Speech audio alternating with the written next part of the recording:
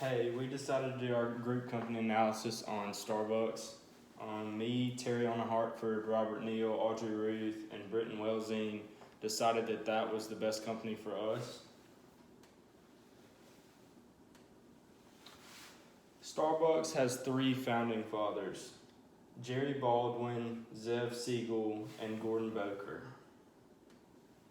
They all met at the University of San Francisco, and they were inspired by a coffee entrepreneur named Alfred Peet. They started out by roasting beans and testing the coffee, and then after a year they opened the company. The first store was opened in Seattle in 1971 on March 31st. The first store was opened and they were just selling beans. They weren't selling coffee for about a year. They still bought beans from Alfred Peet to see how they would do, and headquarters is still in Seattle to this day. Currently, Starbucks has a board of 13 directors, and they meet regularly to discuss NASDAQ and U.S. Securities and Exchange Commission deals. The first international coffee house was in Tokyo, Japan, and that opened in 1976. They now have more than 30,000 stores worldwide, and they are open in 75 different countries. The companies with the most stores are China, Canada, and Japan. The country with the highest concentration is the United States with 14,758 stores. The target range for Starbucks is people from ages 22 to 60.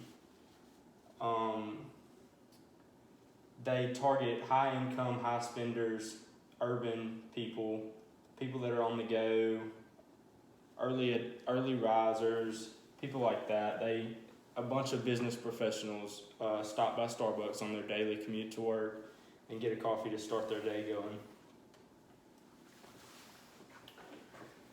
Starbucks is a financially healthy company. They are up there with PayPal, and Starbucks has reached $1.2 billion of sales.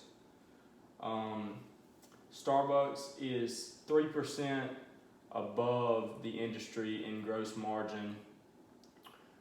It is above the industry in quick ratio, and the debt to equity is negative, whereas the industry is positive. Inventory turnover, Starbucks is above the industry by 3.5%. The graph of the 5-year stock comparison, Starbucks really peaked in 2019 with the highest stock that they have ever had, and then whenever the coronavirus occurred, it started steadily going down, but since the coronavirus has happened, it's starting to slowly creep back up.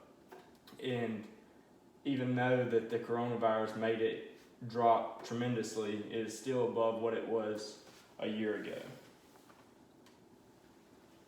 The strategic overview, Starbucks is closing some stores.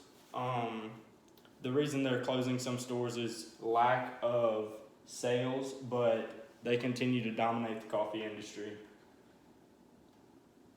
The strengths of Starbucks include strong brand image, strong financial performance, adaptations. The weaknesses are the high price of coffee. Starbucks is one of the more expensive coffees in the United States. Opportunities is expansion in developing countries. That's one thing that they're truly focusing on. Threats are other coffee companies that like Dunkin' Donuts and McDonald's and stuff like that. And that's it.